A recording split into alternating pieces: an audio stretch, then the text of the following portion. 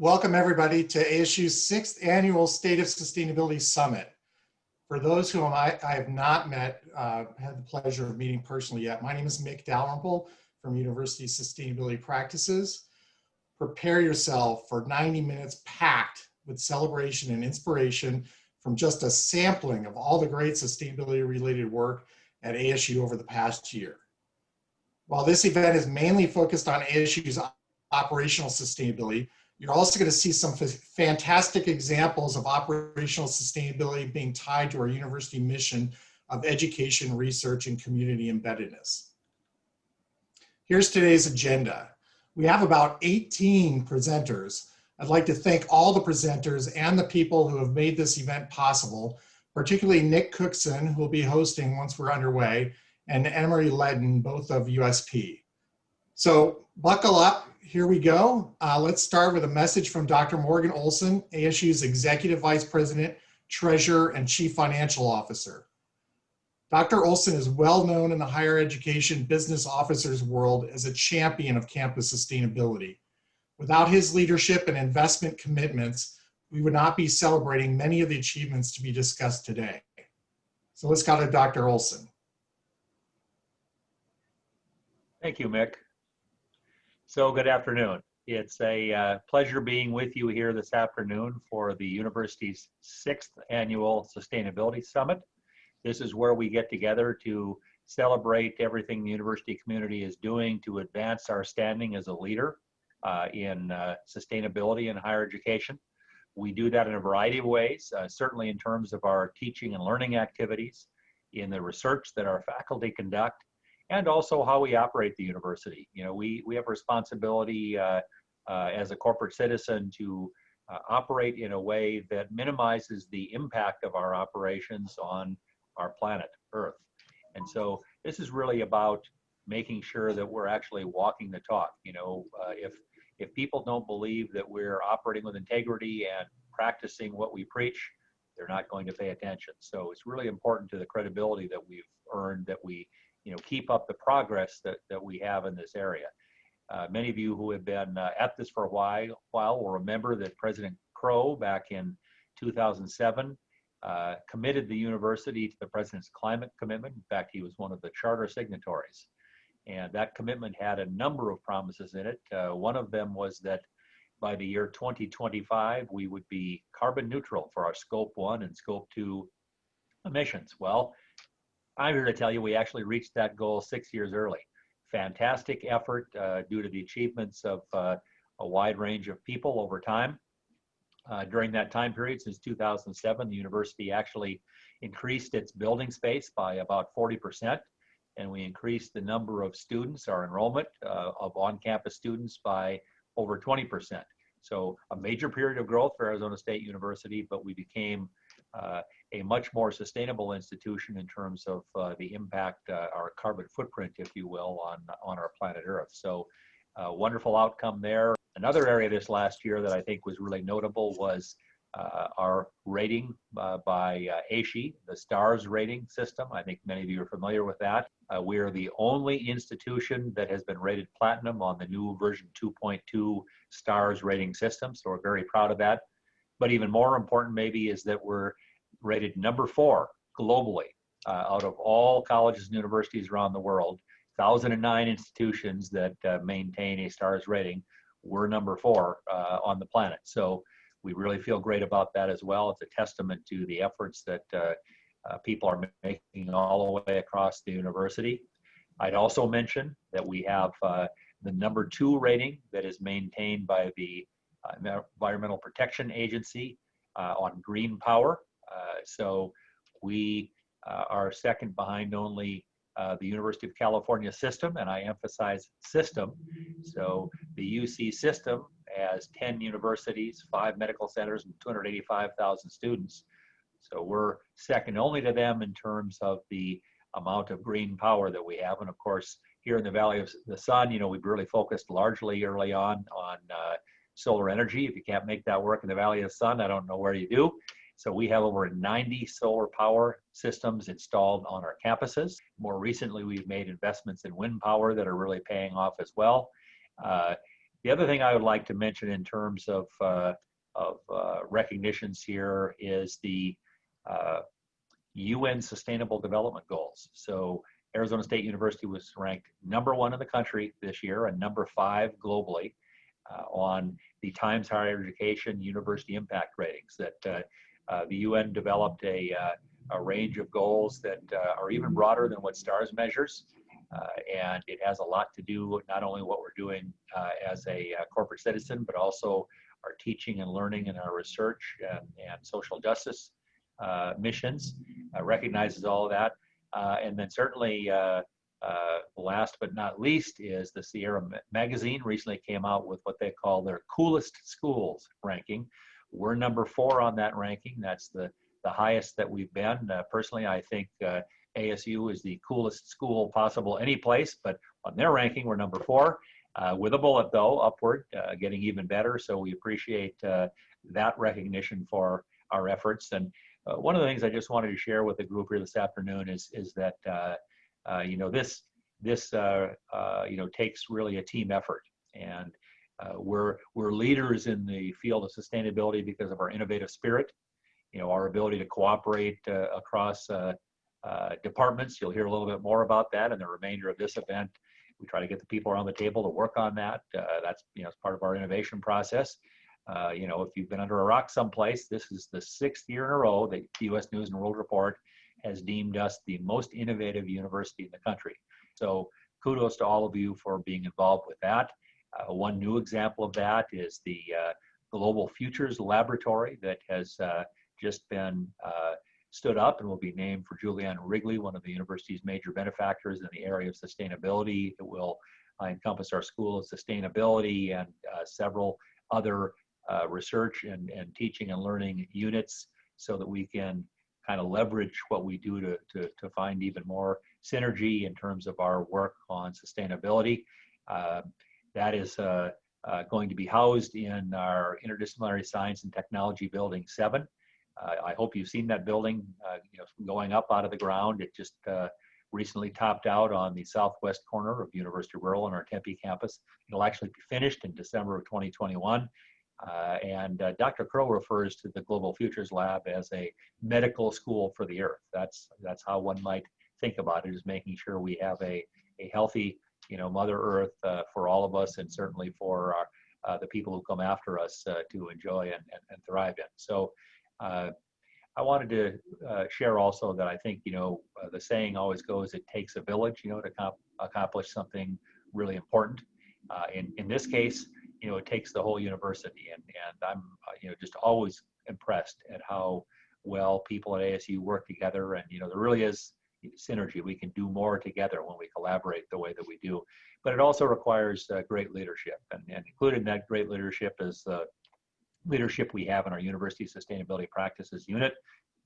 Mick Dalrymple, that and Corey Hockey certainly, and all of their team that really help, with the planning and the measurement and the execution. They have to work across the university. It doesn't matter what, division of the university somebody's in.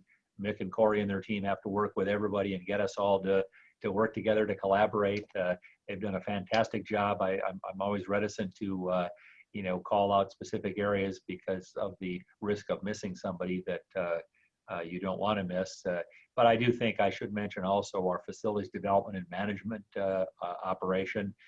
Those folks are responsible for the built environment of the university. We have over 25 million square feet of built environment at ASU across the 4 campuses and now around the world that they have to worry about and maintain this great living, learning, and sometimes even play environment for all of us. This is where we work. This is where we study. They have to make sure that supports those operations at a very, very high level. So their efforts are greatly appreciated. How we do that is very important in terms of these rankings and minimizing our carbon footprint and everything else that goes into that in terms of efficient use of water and minimization of waste.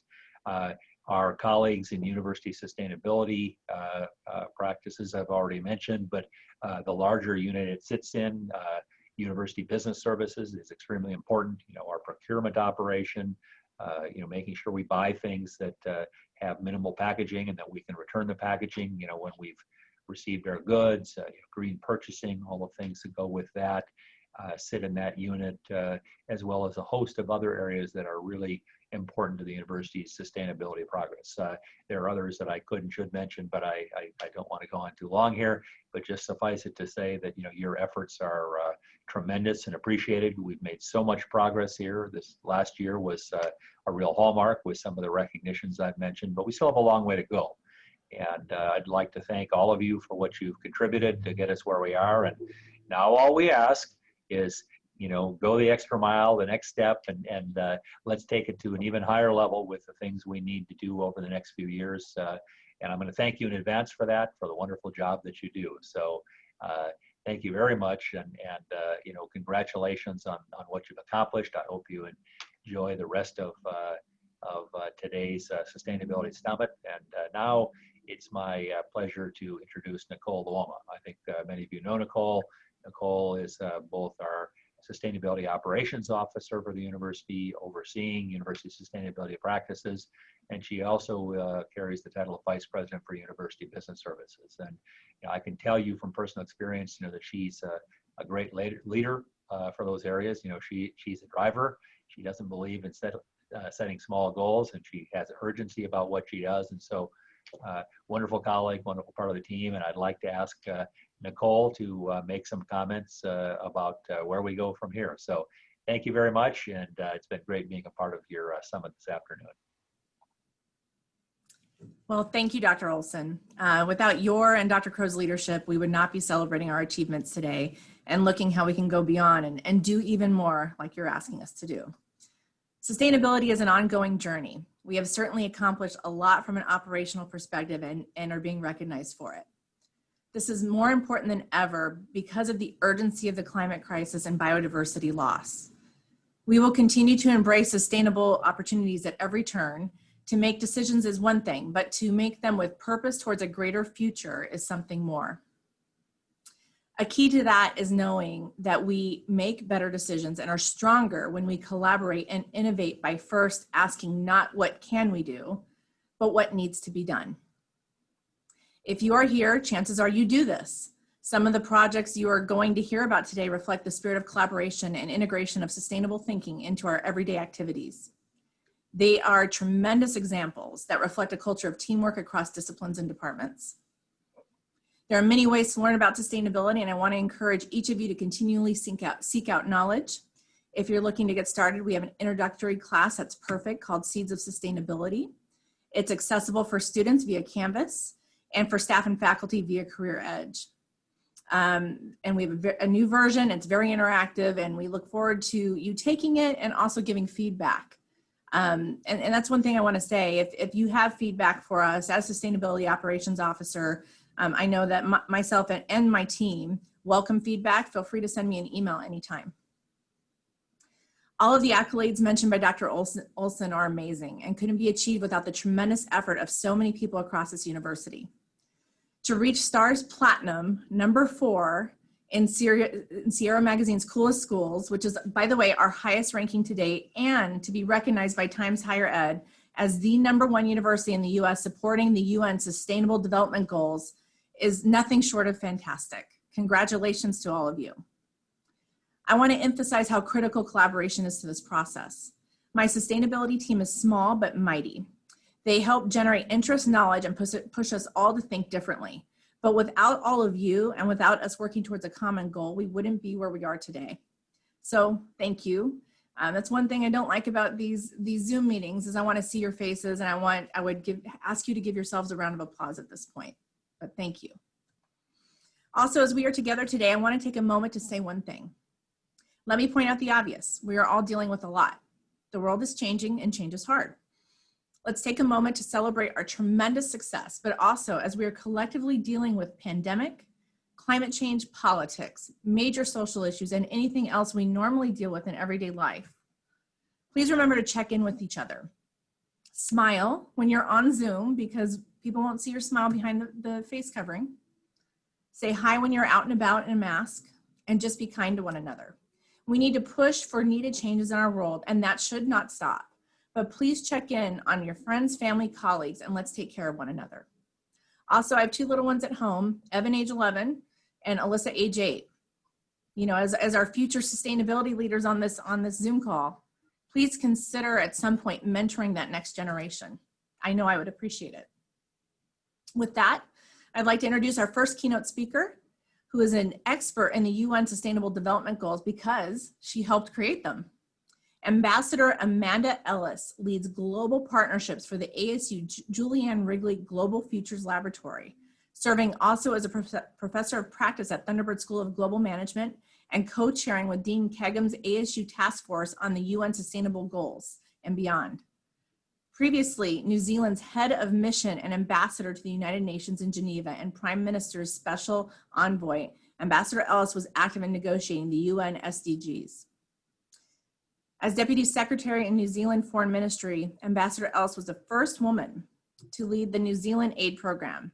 Prior roles include senior appointments at the World Bank, the IFC, Westpac Banking Corporation, and the OECD. Author of 2 best-selling Random House business books and 5 publications in the World Bank Directions in Development series, Ambassador Ellis is the recipient of TIAW's Lifetime Achievement Award promoting women's empowerment. I know I look up to her. Please welcome Amanda Ellis.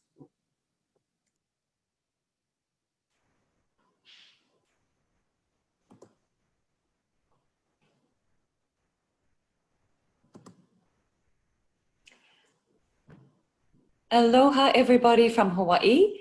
I have a little note on my screen to say I cannot start my video because the host has stopped it. So Nick, I'm hoping that you can, beautiful. Thank you so much. And thank you so much, Nicole, for such a beautiful introduction. And what a pleasure it is to be with you from the islands. So aloha from Hawaii and kia ora, which is greetings in Māori from my birth country, New Zealand. We in islands really see the impact of the climate crisis. And I want to thank you all for the incredible work that is happening across ASU, encompassed in these amazing accolades that we have been hearing about and are so proud of. And I want to thank you very personally too. When I left Geneva and finished up as the co-chair for humanitarian access into Syria, which I think has to be one of the world's toughest jobs, I was pretty much a climate despondent. And then coming to ASU, it has been such a turnaround for me, and having the opportunity to work with a university that is forever on an upward trajectory and is making such a contribution to the planet, both through research and teaching and through operations, is just an enormous, enormous positive shot in the arm for me. So it's a very personal thank you. I wanted now to move to the next slide and give you a little bit of background on the Sustainable Development Goals. First of all, if we go way back to just after World War II, the United Nations Charter focused on peace, development, and human rights. And as we have progressed, the calls for sustainability and sustainable development became louder. Some of you will know about the Mindlin Commission, which defines sustainability as enabling the current generation to live comfortably while not, Nicole, preventing your children and the next generation from also being able to thrive. Really thinking about our fellow citizens, both now and in the future. And in 1992, the Rio Earth Summit was held, and that was really groundbreaking. And as a young diplomat, I watched and thought, what a shift globally is happening. And 20 years later, at Rio +20, I had never dreamed that I would actually be leading New Zealand's delegation. And that was the precursor to the United Nations Sustainable Development Goals, which you see here on the screen, 17. Now, yes, that's very much the UN, 193 member countries, all negotiating. And the economists said, well, something for everyone is like a lot for everybody. So there is a lot there, but it is designed to be an integrated framework. And you'll see that goal number 17 is all about collaborative partnerships. And that's really the role that I have the privilege of playing for the Julianne Wrigley Global Futures Laboratory, which was just recently launched. Now, if we move on to the next slide, just showing you our university-wide task force that supports and promotes the UN Sustainable Development Goals. And you'll see that OPS is well represented by Mick Dalrymple, who is such an integral part of the team. And so exciting to be able to share with you some of the innovative work that Mick is leading as part of the task force. So next slide, please. We were invited by the UN Global Compact, which actually has around 13,000 members internationally from all UN member countries who cover 80 million employees.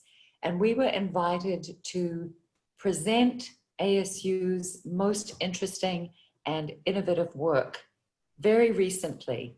So we'll move to the next slide and just show you how much we were involved. And it's very exciting that ASU has now been invited to become a close partner on all the upcoming global content summits of the UN Global Compact. And moving to the next slide, you will see that Mick played a key role there, along with our task force coordinator, Jess Givens, and Lisa Altieri, who is a finalist from a competition that we run here at ASU in partnership with the World Bank, the United Nations, and a range of players around the world.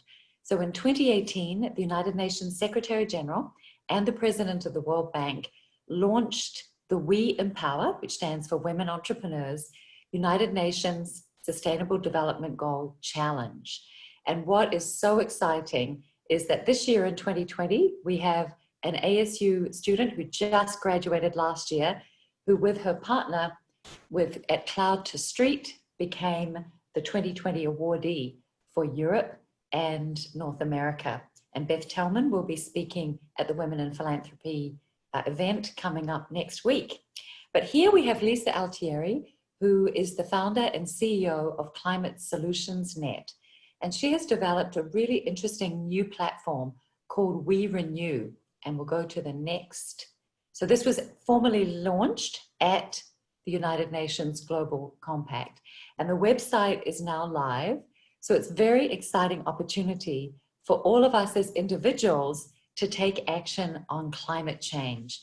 And I think Mick is going to be speaking a little bit more about this. So I'm hoping that this will continue our leadership in the area of climate action. And of course, huge congratulations on reaching carbon neutral 6 years early. Amazing achievement.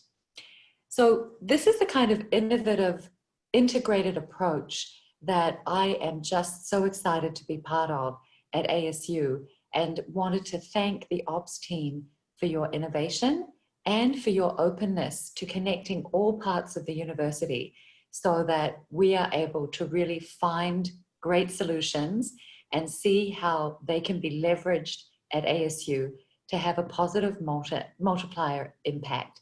And in fact, just yesterday, I was contacted by another business here in Honolulu that had heard about We Renew through Lisa and said, hey, we would love to work with ASU as well. You guys are the most innovative university in the US, and we have some fantastic energy efficiency projects. So expect another connection soon. And thank you for this wonderful initiative that was launched on the global stage in front of so many people from around the world. And finally, just an interesting new takeaway with the next slide. In the Global Futures Laboratory, we have been working closely with the Aloha Plus Challenge. Based here in Honolulu, Hawaii is the first state to have recommitted to the Paris Climate Accords and to commit to 100% renewable energy. Now you might say, okay, well that's a very small state, Amanda, only 1.3 million inhabitants. What difference can that really make? And the difference is multiplier impact. So since those commitments, 23 other states have followed Hawaii's leadership to commit to remaining in the Paris Accords for climate action and to really creating climate neutral futures by 2050. And on renewable energy, 100 million Americans are now covered by a pledge to 100% renewable energy by 2045. And that's why we're so excited about the incredible achievements that ASU is making. And especially for us with the SDG task force, the #1 ranking in the US and #5 globally acts as a positive incentive and a multiplier impact for others. And we have a challenge to throw out to you today from the task force. The Aloha Plus challenge has its own dashboard and collects the same kind of data that we collect at ASU. And they have just finished their voluntary local review, which has been presented to the United Nations. So the challenge that I would like to throw out, knowing the amazing work that's going on, is that we might work together as a university across operations, research, and education to presenting our first university voluntary local review to the United Nations by 2022, shall we say? So the challenge is out there, and congratulations everybody for the extraordinary achievements to date. Looking forward to working together collectively to continuing on our positive upward trajectory and influencing not just other universities, but influencing entire ecosystems and other countries. So thank you all so much. And it's my huge pleasure to introduce Professor Rolf Halden. And I have to admit, Rolf, I am a groupie. I've been following your presentations and know that you're an expert in wastewater-based epidemiology, which is such an important issue at the moment, particularly with COVID-19. And you're also an expert member of the US American Chemical Association team, so for finding solutions. You were also founding director of the Biodesign Center for Environmental Health Engineering and the nonprofit One Water, One Health, and the ASU startup Aquavitas. So you are certainly a very busy man. You have written over 230 research papers, and you're the author of the acclaimed book that was published in 2020, Environment. Professor Ralph Holden, can't wait to hear you speak, and thank you for the wonderful contributions that you are making. Thanks, Amanda. Great pleasure to be here today. Thanks, Mick, for extending an invitation to highlight a little bit the work that we're doing at ASU by treating our campus as a living laboratory. And so we look at our living environment and don't accept it as what it is, but we realize that we shape it and we have an influence, and the environment also has an influence on us. And so by the example of wastewater-based epidemiology, I'd like to walk you over our campus and through our city and maybe give you a preview of how we manage sustainability in the future around the world. On the next slide, you see a summary of what we've done at Arizona State University. As early as 2015, we had a concerted action that was promoted by President Crow, who encouraged me to start a human health observatory.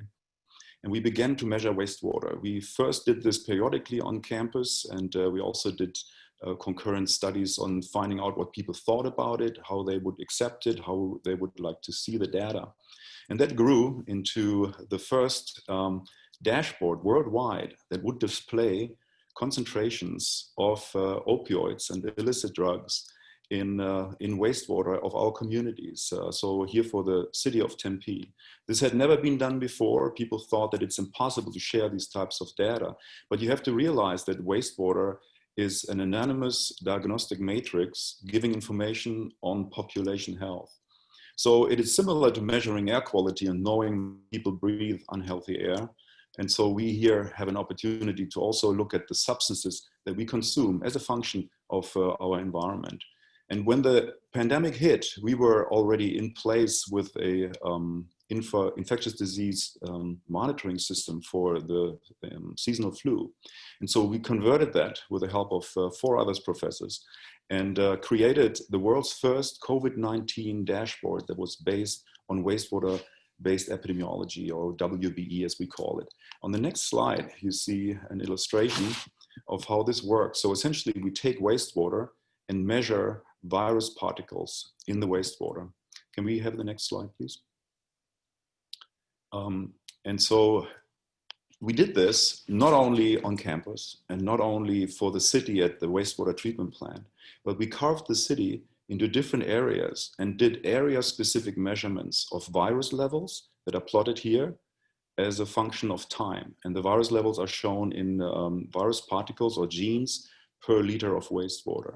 And so you see that we had a pre-lockdown period when the pandemic set on and we began to monitor. We had very high levels in the millions of virus particles, and the lockdown was very efficient in suppressing the virus levels. But of course, we all know it was also very painful to endure. As soon as we opened up, the economy picked up again, but also infections picked up, and we saw a rise in virus levels in wastewater across the different areas. Those were fairly well managed until the end of the summer, and with the beginning of the fall semester, more people flowing into our area and more people interacting. We also see a resurgence, which is reflected nationwide.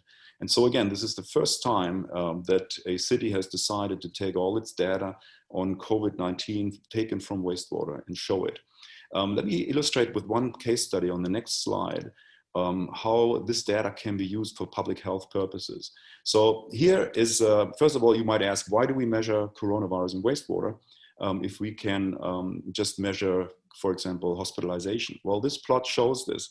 The trace line here are the hospitalizations that are ongoing. The green bars are the concentrations of viruses in wastewater. What you see is there's an offset of about 20 days here between these data sets, meaning that we have an early warning system. We have a leading indicator of things to come. So I encourage you to visit the covid19.tempe.gov website frequently and take a look at where we are heading as a community.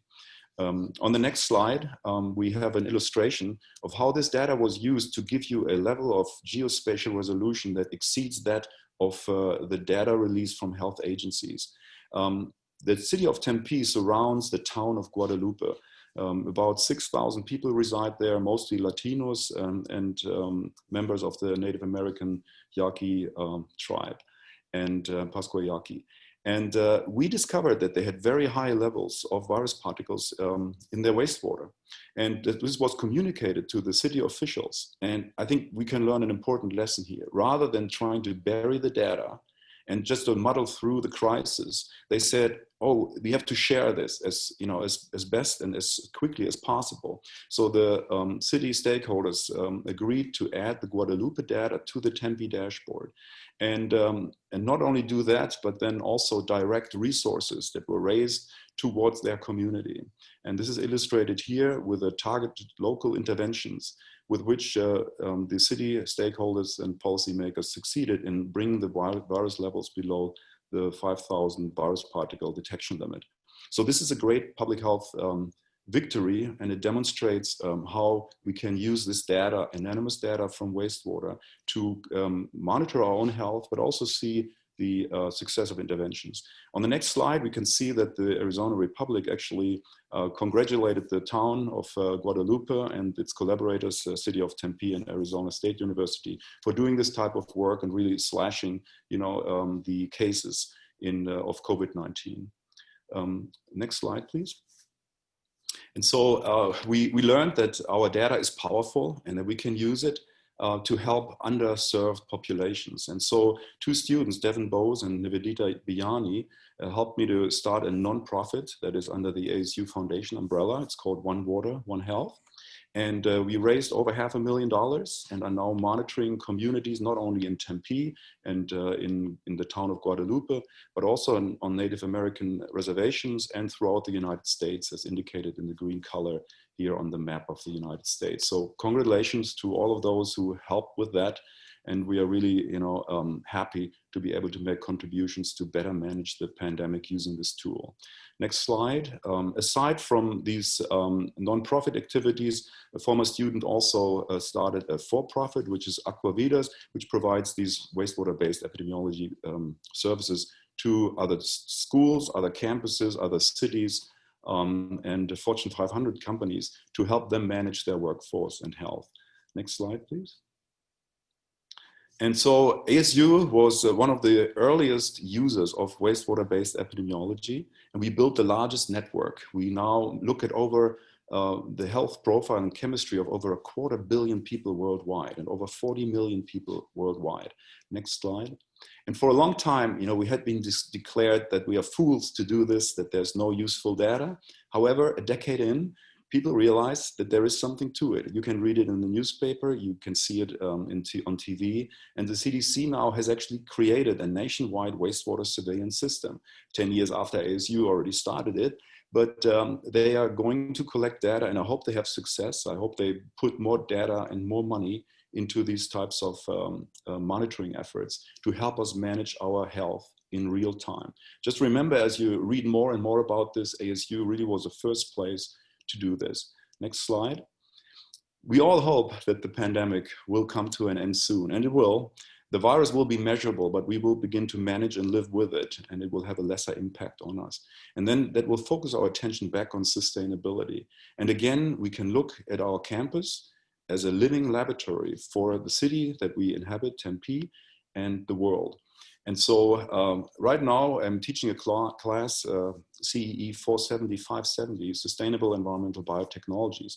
And with the tremendous help of ASU leadership, including Mick Dalrymple and the architects that put up the ASU ISTB 7 building, we are now inventorying all the materials that go into this building, including the toxins that are embedded in them. And so we can calculate how much goes in, how much it differs from other buildings. And we hope in the future to also measure the wastewater coming out of ISTB 7 to see how the health profile, behavior, stress level, and comfort level of people is impacted by the environment that we create. What's key here is that we have to continue to merge disciplines. We cannot work separately and think about only our trained discipline. We have to reach across the corridor. And so here it's an example where we work with people from operations, we work with people that are in architecture, but actually in order to create a healthy environment. And there's few places that would allow you to do this, and ASU is one of them. And so I'm very happy to be here and speak for our team that is lucky enough to do these measurements.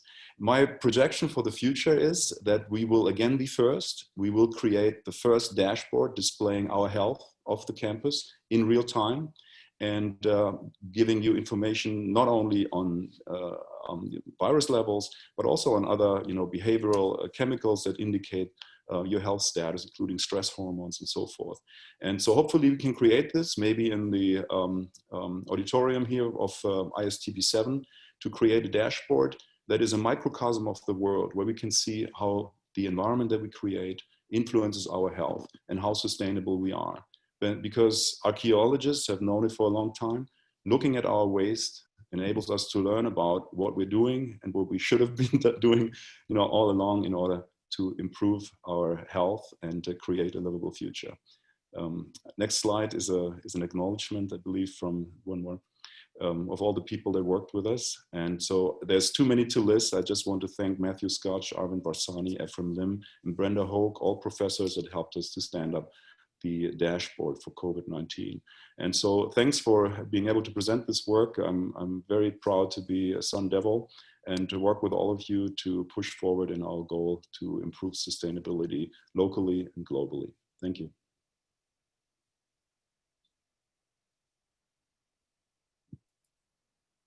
Wow, that's amazing. I'm Nick Cookson, Program Manager in University Sustainability Practices and the coordinator of this year's summit.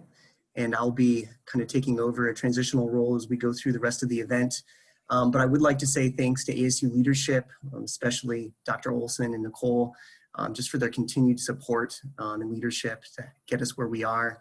And additionally to Amanda and Dr. Halden, your vision, your passion, and your continued stellar work in sustainability is admirable, and you certainly make us proud. Thank you so much. And so without further ado, I'd like to present Corey Hockey, Assistant Director for University Sustainability Practices, to lead us in celebrating ASU's first ever STARS Platinum rating. Take it away, Corey.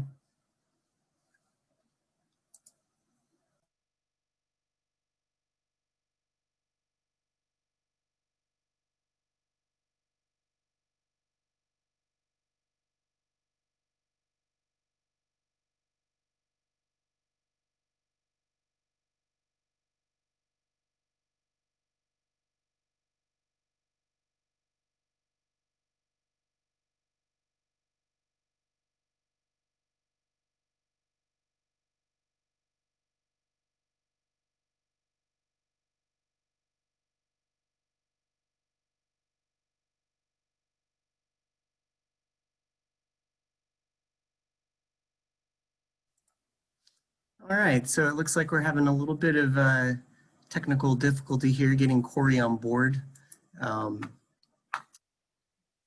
Make sure I can go in and just speak a little bit on behalf of Corey. I know that not only is it a massive accomplishment to achieve STARS Platinum, as there are only 6 universities that have achieved this, but we're the only university that's actually done it on the newest platform on 2.2. So we're leading the charge there. And the main point of this celebration is to not only make sure that the ASU community understands how amazing getting STARS Platinum is, but another huge thing is the amount of work that went into this. I haven't been directly associated with STARS Platinum myself, but I know that when I was several years back at another institution, the technical manual to complete STARS was 352 pages. And so if you're trying to put together a stakeholder group to manage the breadth and depth that it takes to complete a STARS application, that's one thing. But to do it at a level where you're leading the nation, that's another level entirety. And so if we can go ahead and cue, we have a video that President Crow made to celebrate this moment and to say a few words. And so we'll go ahead and show that video now, if that's okay.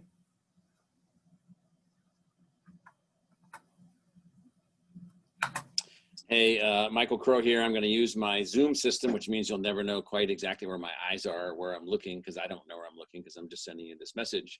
But I wanted to give all of you on the STARS team just a fantastic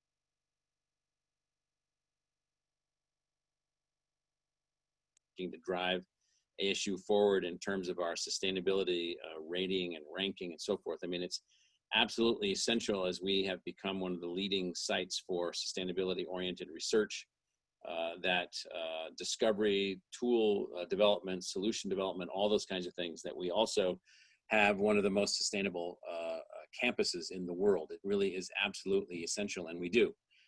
We're now, as a result of this recognition, in the top 5 of the 300 plus institutions and that are in this category, and we're really excited about that.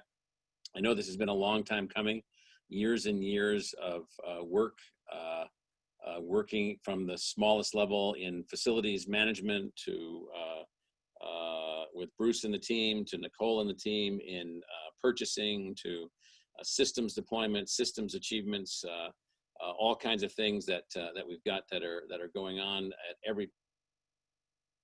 I know it's complex. I know it's hard. I know it's hard to see the purpose of this, the meaning of this.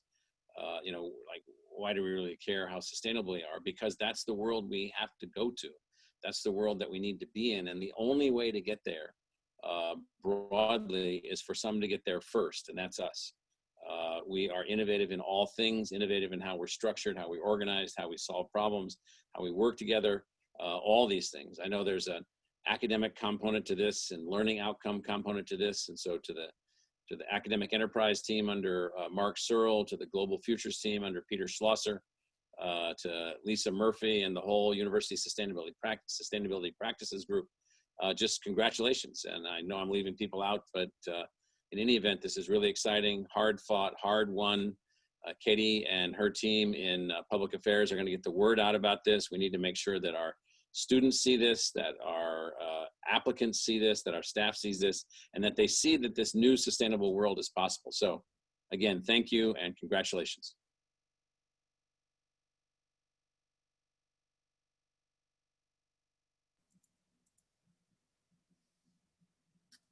All right. Well, it looks as though we're continuing some technical difficulties with Corey's audio. So he's been kind to send me a few notes, and I realized that as I jumped in, I didn't take a moment to kind of spell out ASHE stars, and so basically, ASHE is the Association for the Advancement of Sustainability in Higher Education. And they are the de facto organization pushing sustainability through higher education. And they came up with this rating system to help schools kind of angle on a path that would take them to a more sustainable place. And like many rating systems, it's evolved over the years, and it's gotten much more complicated and much more evolved. And so the slide we have here is just showing you the main individuals who participated in the program to get us Stars Platinum. This is just a glimpse of a screenshot of the individuals that helped. This is definitely not indicative of the total group, the total community that it took to achieve this wonderful recognition. And so since I have the stage, I would like to personally thank Corey Hockey, and it would be insane if I didn't pull out Alex Davis's name in this. Alex was the genius behind everything, making sure that people were responding in time, reaching out to people continuously to ensure that we were going to reach our goals. And so thank you, Corey, thank you, Alex, and most importantly, thank you to this entire team that made this a reality. This is just the beginning, and we thank you so much. And with that, I am going to go ahead and introduce the next section of our summit. And this is actually a huge pleasure of mine. Each year, we get to select programs and projects that really display the collaborative spirit of what's going on at ASU. And Seth, there we go. And it's exciting because I get to reach out to individuals who aren't expecting any type of recognition, and to see their faces now on Zoom, or to hear their voice on a phone call, and just to be recognized, like, wow, you really care. So this is a really neat portion, and this is really the heartbeat of this summit.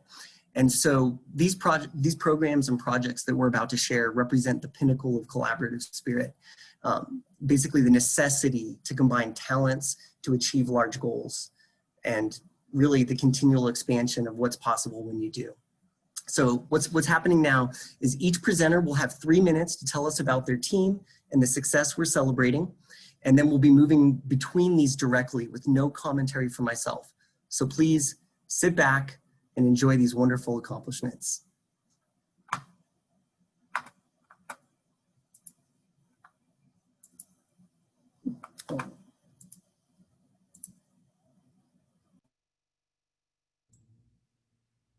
Thank you, Nick. I think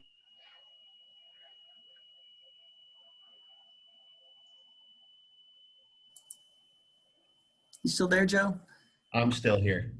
Okay, great. There we go. Okay, so good afternoon, everybody. My name is Joe Lisiewski. I'm the director of the Office of the University Architect.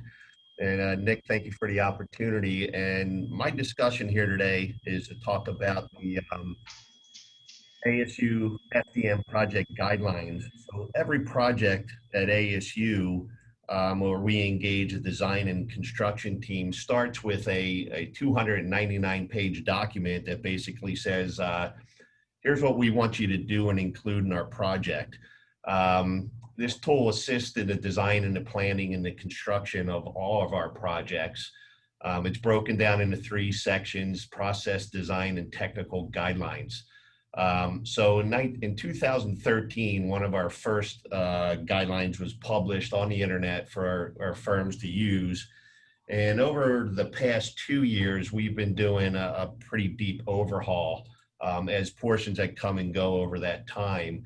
And really, the team that really helped a lot was Mick and his entire university sustainability practices team. And Mick in specific assigned a young lady to us named Anitra Pickett, who was a grad student who was pursuing advanced degrees in mall and sustainability.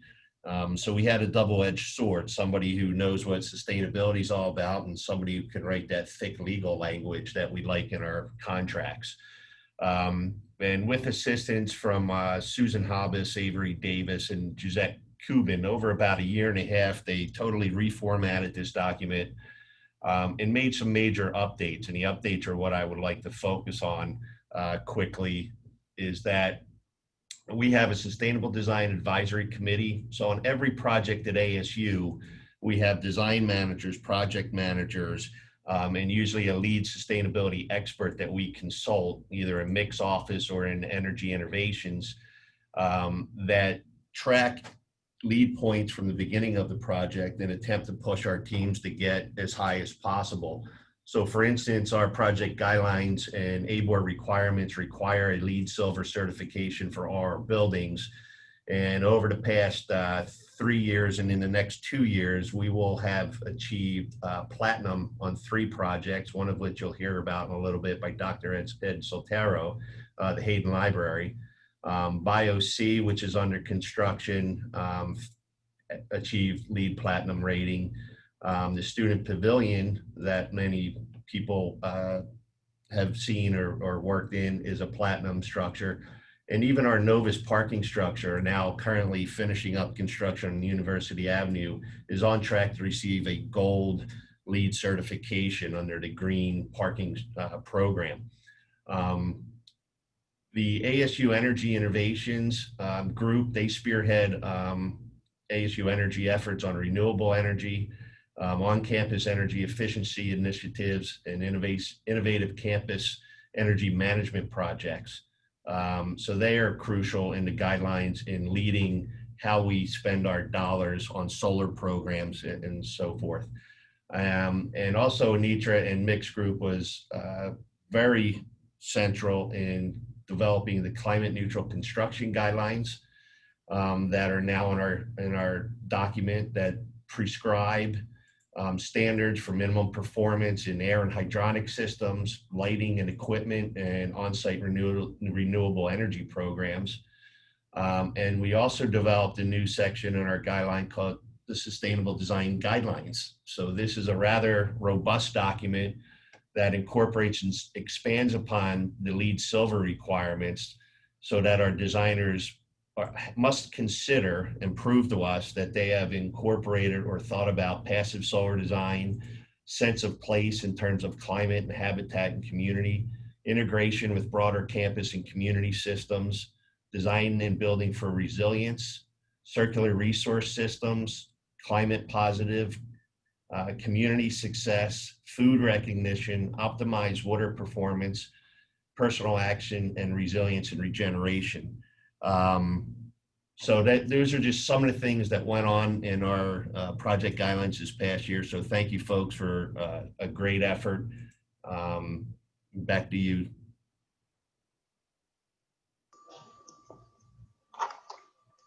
Hey, so I think I'm next. This is Jeff Mindlin. I'm the Chief Investment Officer at Arizona State University Enterprise Partners.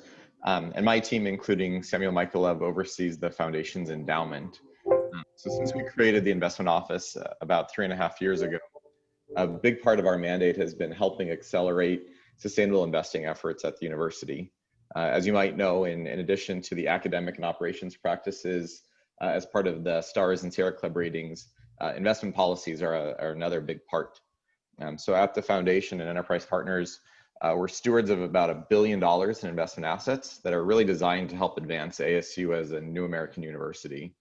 We understand the capital markets potential to both contribute to and solve environmental and social issues. So we've seen this as a really unique opportunity to ensure that these assets reflect our values as well as are aligned with the mission of the university.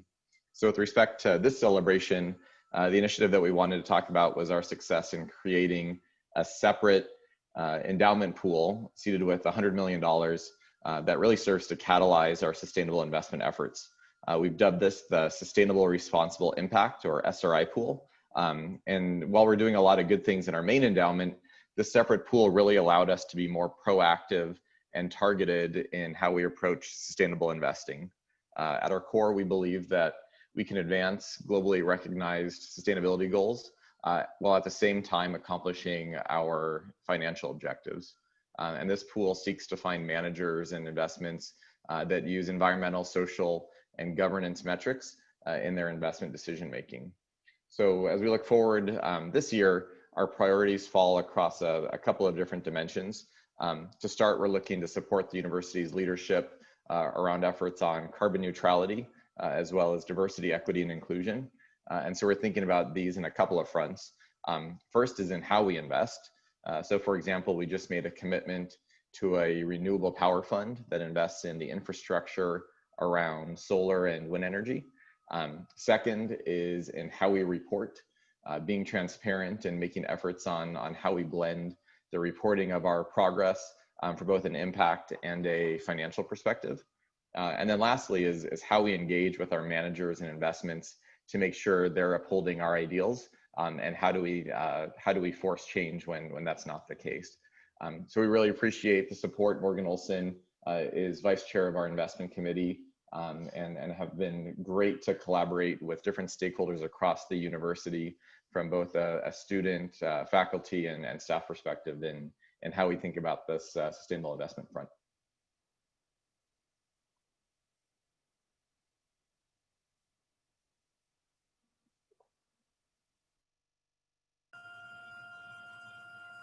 Hi, everyone. I'm Rene Tanner, and I'm a liaison librarian in the STEM division at ASU. I work with many colleagues at ASU Library to advance sustainability work and engagement. One of my colleagues is Wes Edens. And Wes, would you like to take a moment to introduce yourself?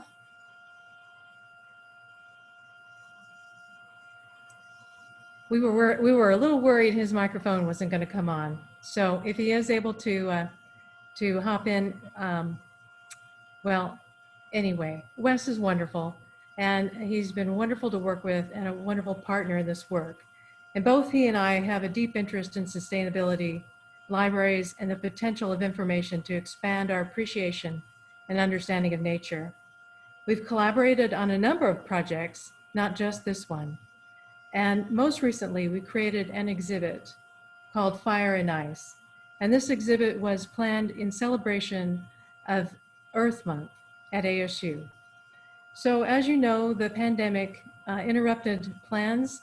And so we moved actually a physical exhibit that we had planned to a virtual exhibit.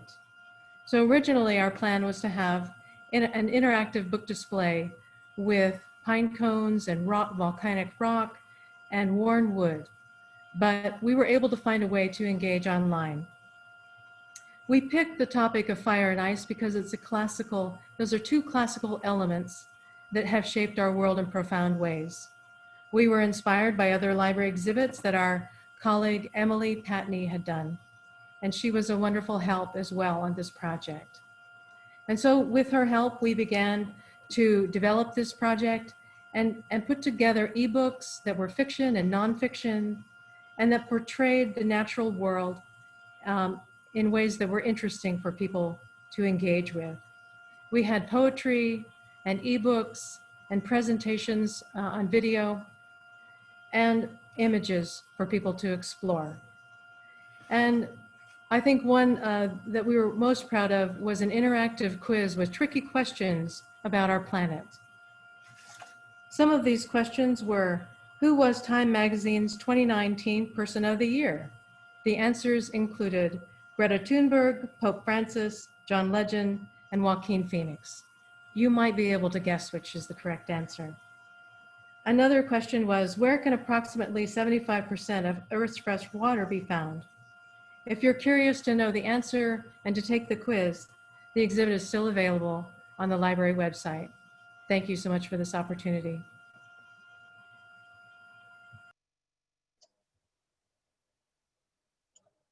Thank you so much for having me. I'm Krista Hicks O'Brien, and I'm the Sustainability Manager for Aramark at Arizona State University. Aramark, under the umbrellas of Sun Devil Dining and ASU Catering, operate food outlets on campus such as retail, residential dining, pod markets, national retail brands, and catering. The project Aramark worked on in partnership with Starbucks and university sustainability practices was introducing a Starbucks Fair Trade certified coffee blend as the default coffee option for ASU catering. So why fair trade? The Fair Trade certification ensures that farming families earn fair wages, work in safe conditions, protect the environment, and keep kids in school. Buying Fair Trade certified products supports hardworking people who grow the products we love, like coffee, tea, cocoa, produce, and more. Workers earn community development funds that allow them to invest in their futures, and rigorous standards of the Fair Trade certification help farmers become better stewards of the land, protecting ecosystems for generations to come.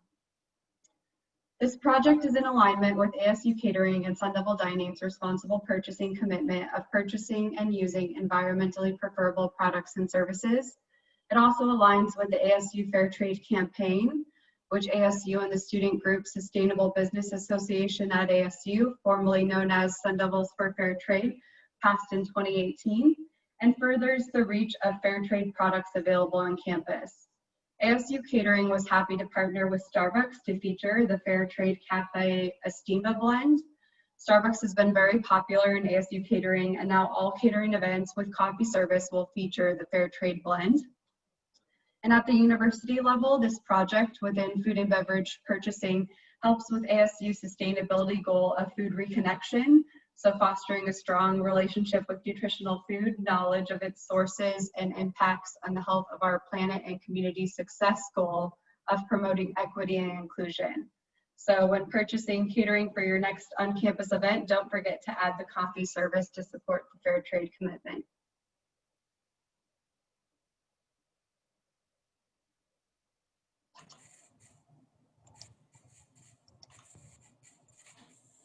Good afternoon. My name is Monica Perrin, and I'm the Senior Project Manager for Biodesign C, and we are honored to be recognized today for our LEED Platinum achievement. It was achieved for a research building through the collaboration support of the ASU and FDM leadership, comprised by the CFO Office, Capital Programs Manager Group, Office of the University Architect, Facilities Management, Knowledge Enterprise Development, University Planner's Office, the Biodesign Institute, Sustainability Office, and EH&S, among so many others at the university. Together with our architects, ZGF and BWS, our general contractor, McCarthy Building Companies, our MEP consultant, AEI, and so many others who helped make this project a reality, we focus on a design that would be economically efficient in both initial and long-term costs, and that could evolve with ASU's growing research endeavors and faculty. The university's dedication to environmental stewardship made a high-performance design another imperative, with a focus on energy, water, and programmatic efficiencies, as well as user comfort, wellness, and productivity. It is the third building in the Biodesign Institute complex and anchors the eastern edge of our Tempe campus. From the onset, we intended for the building to make a powerful visual statement at this major campus gateway, set a new bar for sustainability and spatial efficiency, and serve as a venue for groundbreaking scientific discovery to take place. Balancing performance, aesthetics, and budget, the distinctive outer copper screen wraps around a primary skin of insulated metal panels to create a high-performance dual facade. Comprised of thousands of copper panels, the screen features 8 different levels of perforation, intensive studies of the site's microclimate, and facade-specific conditions inform their sizing and placement to minimize solar heat gain, optimize daylighting and visual comfort, and provide unobstructed views out. Another defining feature is the covered entry plaza that was carved out of the base of the building to provide a protected arrival point. With 3 levels of laboratory space above, the traditional solution would have been to add heavy solid concrete walls. Instead, a new lateral bracing system was developed using a series of crisp, white, angled columns, creating a functional yet elegant solution. It also houses the world's first compact X-ray free electron laser, which is a highly unique instrument contributing to greater understanding of development of treatments for diseases such as cancer. In terms of its environmental impact, this building is doing more with less and providing abundance within limited parameters, a fundamental challenge of sustainability, thanks to innovative design, engineering, and construction solution. It significantly outperforms other research facilities, offering double the amount of research space compared to similarly sized labs, yet consuming less than 50% of the amount of energy and close to 50% less water, making it ASU's most flexible and energy efficient building to date. The project has been recognized for the highest honors in sustainability by the American Institute of Architects in Los Angeles, the Lab Design Excellence Award for Excellence in Sustainability, and also named a National Best of the Best project by Engineering News Record. Thank you. Hello, everyone. My name is Lynn Pratt, and I will be presenting on the Sustainable Purchasing Toolkit that the Sustainability Committee of the Staff Council created. We formed a subcommittee after noticing differences in purchasing processes and the lack of information shared with purchasers and end users. We wanted to create something that was easy to use, understand, and would meet the needs of the purchaser. Our subcommittee was composed of about 8 staff, faculty, and students, and our roles at the university are all different. We had committee members from purchasing and business services, university sustainability practices, staff council sustainability committee, ASU sustainable purchasing research initiative, and academic services. We started with the idea of asking staff how and what they are purchasing in order to develop a tool that would be beneficial to them. We worked on creating a survey that would provide detailed information so we could tailor our toolkit to meet the needs of the average purchaser. We faced challenges when sending the survey to a larger audience, and we had to use our connections and colleagues to network across the university to get results. Some of you might have received the survey and filled it out, and we thank you for your assistance. Once the survey phase was complete, we analyzed the results to see how we could be of most use. We learned that many people at the university who do purchasing are not the end users of the product and might have the ability to influence future choices. We decided to create a flowchart that would be easy to reference and to send to colleagues, since small, quick changes could save a lot of time and money. With this, we are assisting purchasers and providing them a tool to educate others. Keeping our flowchart and references short and simple was crucial, so we narrowed our focus to office supplies and events, made some recommendations on purchasing, and referred to the sustainable purchasing guidelines. I'd like to thank the following staff, faculty, and students for their assistance with creating this toolkit. It was wonderful working with them, and we all enjoyed this project. Thank you, Emery Ladine, Karen Moen, Cheyenne Dodds, Justin Stritch, Kirby Dorozinski, Yifan Chen, and Leslie Michelenko. Thank you for allowing me to share this with you today.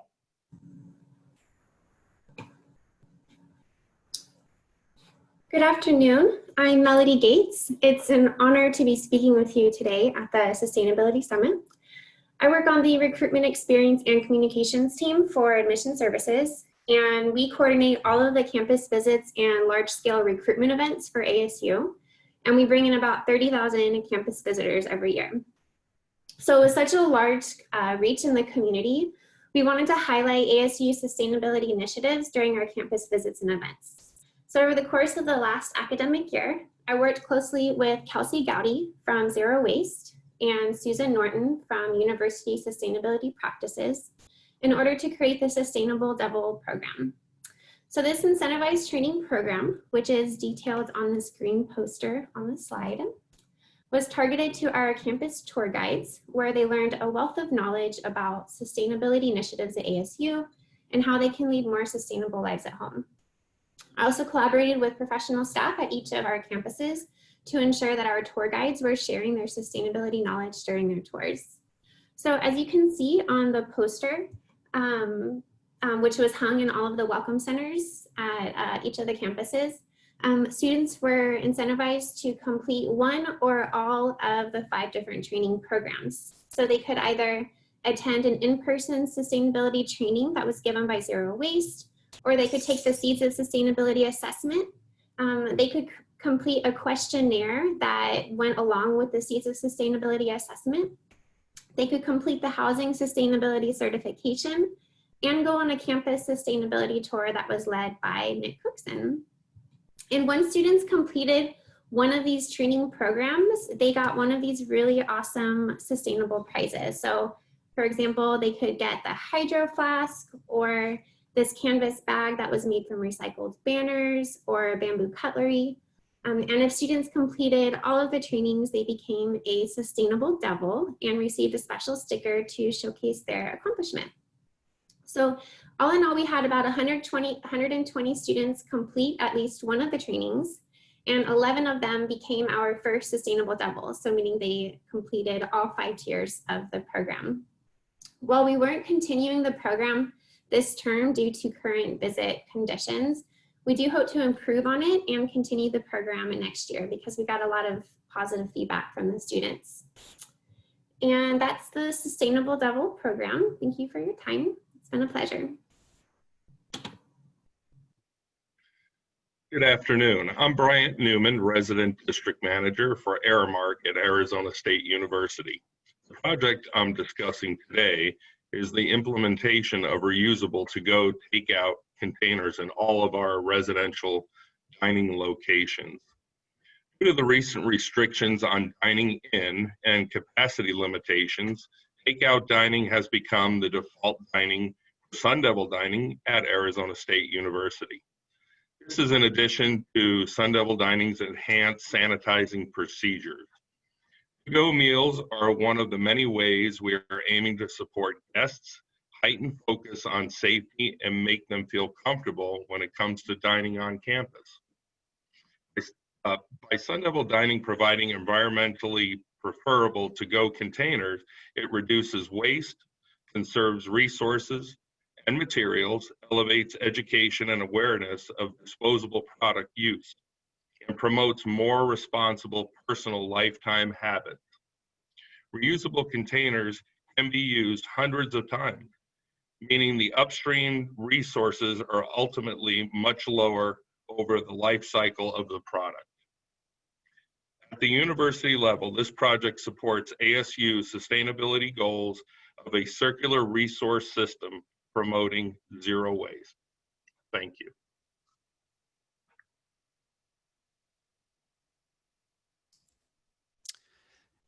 Hello, everyone. I want to start by saying thank you for this recognition. My name is Jordan King, and I'm a PhD student in the School of Sustainability and the College of Global Futures.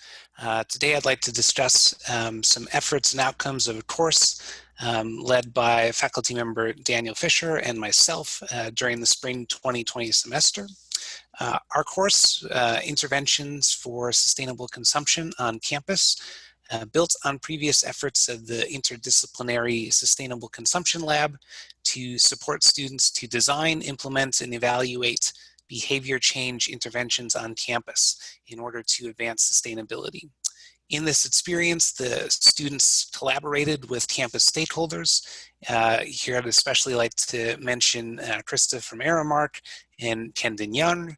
And we developed these interventions to address several different areas of consumption behaviors on campus, specifically reducing food waste in the MU dining hall, increasing plant-based meal choices in the residence halls, promoting the use of reusable cups at the pod in the MU, and encouraging composting in the MU as well. Though COVID-19 disrupted the implementation of our projects, we pivoted to develop guidelines for future implementation of these projects, while also working to design an online interventions curriculum on Canvas that can support faculty and staff to both teach and learn about behavior change interventions that advance sustainable consumption on campus. And we worked with several students, Jacob Ivey, Courtney Talbot, and Shea Levy in these efforts, which we hope can ultimately build capacity for education, research, and action on campus to facilitate behavior change in a multitude of ways and advance sustainability. So on behalf of Daniel and all who have worked on this project, I'd like to say thank you for this recognition. And I look forward to further opportunities and partnerships aimed at expanding efforts in this area to support more sustainable consumption behaviors. Thank you. Well, good afternoon and a warm welcome to all our audience. Thank you for the opportunity to speak a little bit about our built environment. And so we have heard certainly some great presentations of the impact that ASU is having on a global scale.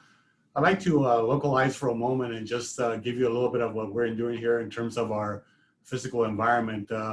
You all are probably pretty tired of the heat now. Do you know that we've experienced over 100 days of triple-digit temperatures and close to 40 days of temperatures over 110 degrees Fahrenheit?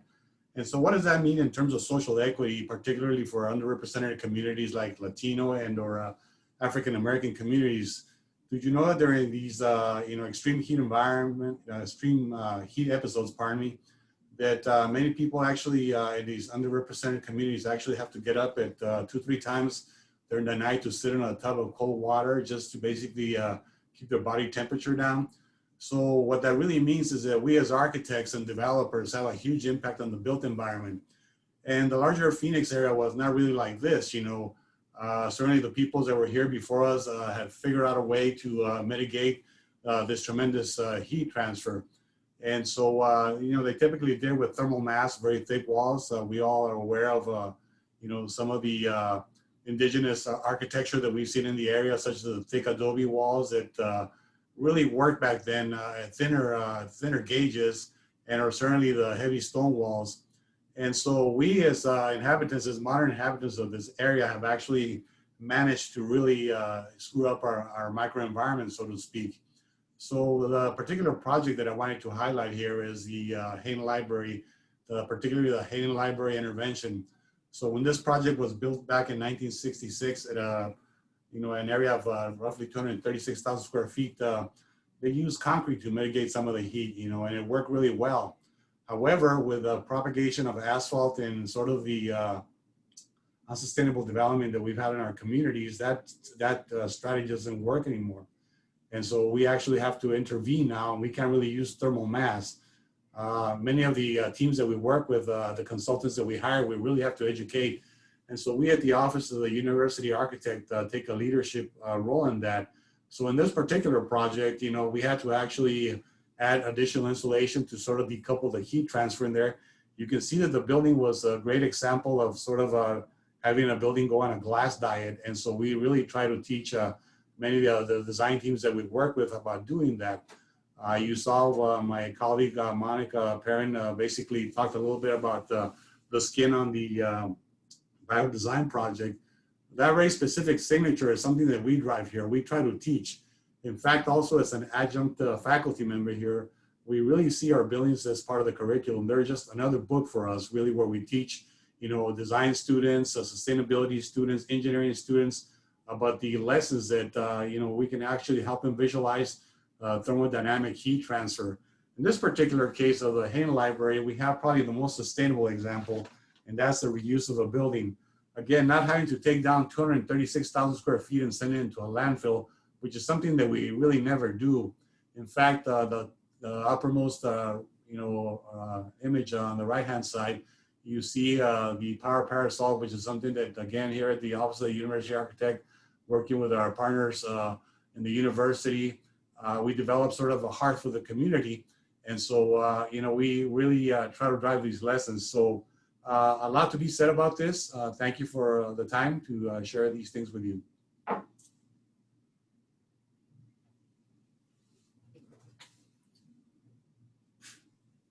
All right, and just a small pause. We actually have a video for our last collaborative success that we're going to be putting on here. And this is Michelle Lyons-Mayer, and this is just a wonderful celebration for what they're doing with Borderlands.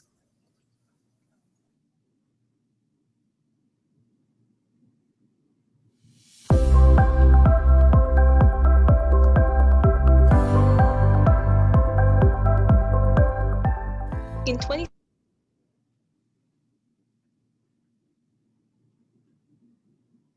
was formed.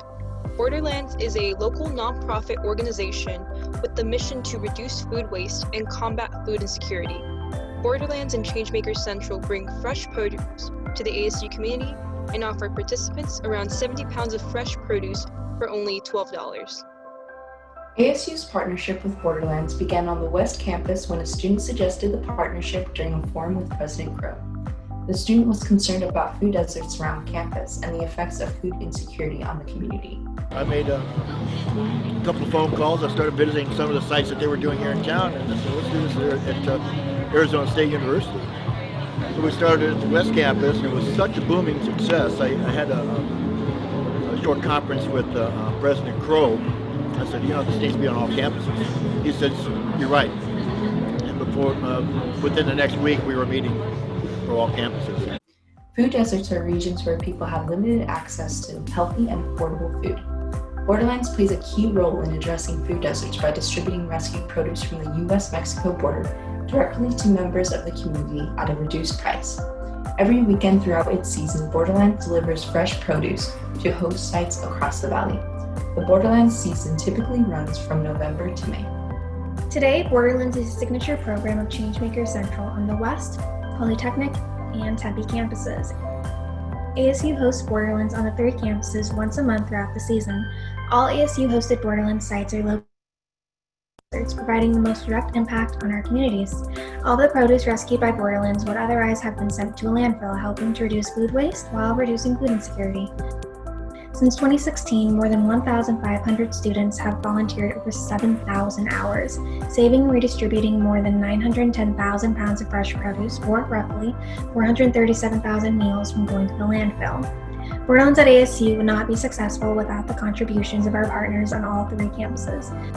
Some of our partners include ASU Parking and Transit Services, ASU Police Department, ASU Facilities Management, House of Refuge, and ASU Moving Event Services. The volunteers that run our sites include members of Staff Council, Earth Club, ASU Preparatory Academy, and Changemakers Central. We are grateful to have this opportunity to combat food insecurity and reduce food waste in our communities. We look forward to continuing to do so in the years to come.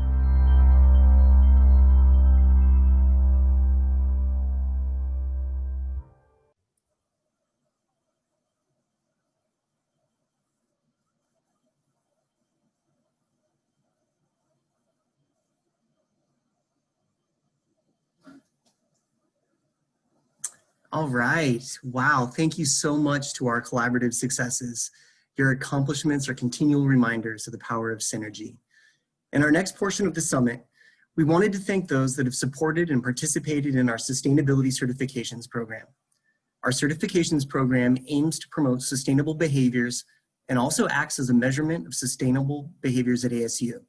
We'd like to thank the over 1,500 participants who've supported our certification program.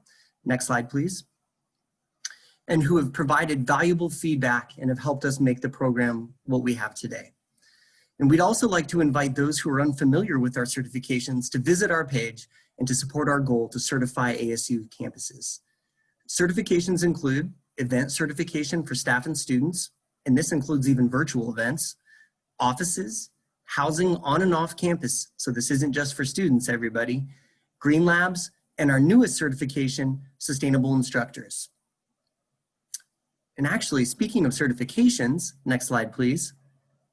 Our newest staff engagement program, Certified Green Devils, will kick off on October 27th and 28th for a 2-day workshop that will bring 8 panelists from across the university to discuss how they are working towards ASU's 8 sustainability initiatives and how you as staff members can support associated goals. One item of note is the guidebook Susan Norton put together with the help of our very own BFCOM team that distills sustainability opportunities ranging from educational to leadership and places them in one easy to access resource. We know it can be difficult to navigate ASU's ever expanding list of opportunities, and we hope this guidebook not only makes that process easier, but inspires staff to continue to engage within the plethora of sustainably related opportunities available to them. And now, I have the pleasure of introducing our next celebration of the summit. This is the second annual People's Choice Award that aims to recognize student organizations that are actively pursuing sustainable achievements across ASU campuses and in the communities that we live and work. This year, 3 student organizations were nominated to win this award: Green Greeks, Greenlight Solutions, and the Sustainable Business Association at ASU. These organizations submitted 3-minute videos that describe what they're doing, and registrants for the summit had the opportunity to vote for their favorite. Next slide, please. And now, the winner is Greenlight Solutions. Congratulations, Greenlight Solutions, and let's go ahead and play their winning video so that the attendees can see.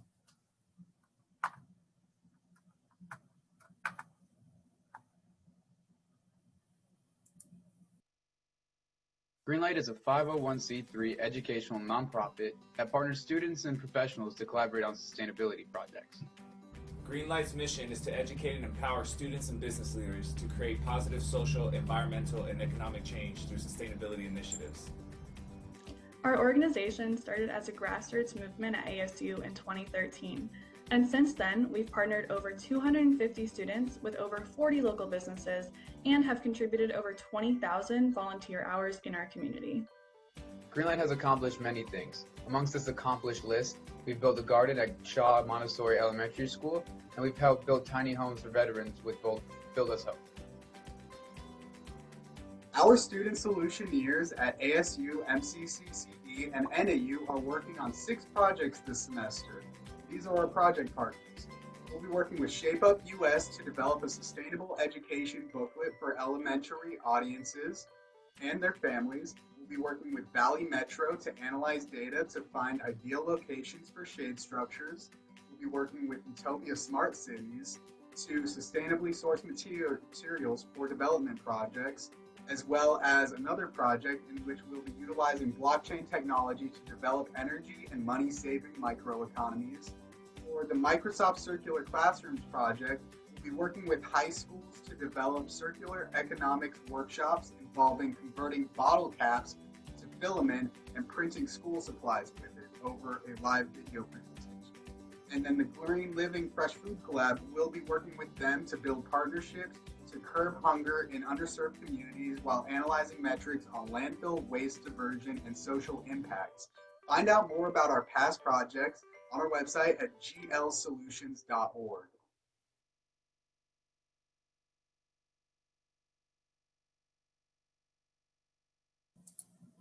All right, I want to personally thank all of the nominated student organizations for taking the time to submit your video, and more importantly, for your continued work to make ASU and the state of Arizona a more sustainable place. This summit is all about collaborative spirit and success that occurs when we come together.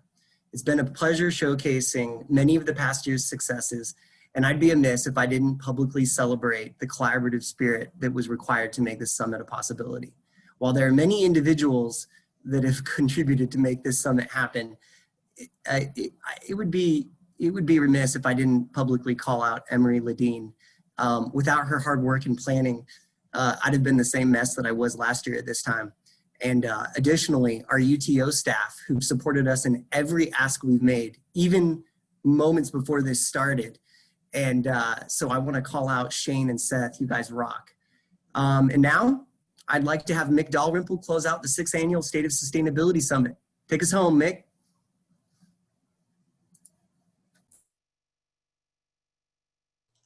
Thank you very much, Nick. I appreciate it. Wow, you know, I know that we're probably we're very close to being over on time, but I could just do this all day. I'm just so inspired by all the creativity and the breadth of sustainability initiatives from individuals and teams across the university. And I realize how lucky we are also to have sustainability driven by senior leadership at the university. So thank you so much. Let's go ahead and roll the slide. I want to share with you as well. I encourage you to share Seeds of Sustainability, the new, this has been so long in the works, a new highly interactive version of Seeds of Sustainability. Please have your teams take a look, have your students take a look. It's really fun, and it's about 60 minutes long, or it is 60 minutes long, maybe a little bit less. So it's perfect for professional development or for just, education or for a homework assignment for students. There's already a lot of professors that provide it as a homework assignment for students. So, please take a look at that. Now that's all about, education awareness, and many of you that are watching today are well aware of sustainability, but it's a nice kind of refresher as well. And then from there, moving it into action. So if we want to go to the We Renew slide, We Renew is a way to put all of this stuff into action for the climate, for your personal life, and the sustainability certifications and the Green Devil certification and so many other programs. Zero Waste has a lot of action as well that you can take at the university. So please take a look at the Zero Waste website. And I want to thank again Nick and Emery for putting this all together and making it happen today. Alexis Alexander from USP and her crack student team for social media. This webinar, being powered by UTO. Thank you so much for doing that. And Dr. Olson's video was actually made possible by Business and Finance Communications team, as well as so many of our other publications and communications. So, and I'd like to also thank Corey Hockey, Susan Orton, Alex Davis, and USP students who are so dedicated to making these major sustainability projects happen year round and getting the right people to the table to implement solutions. Some of you know this, but many of ASU's climate positive projects are driven by Gerry DaRosa and the Energy Innovations team, who does tireless work to reduce our energy usage and then also come up with renewable energy solutions and other energy solutions to help us with our climate goal.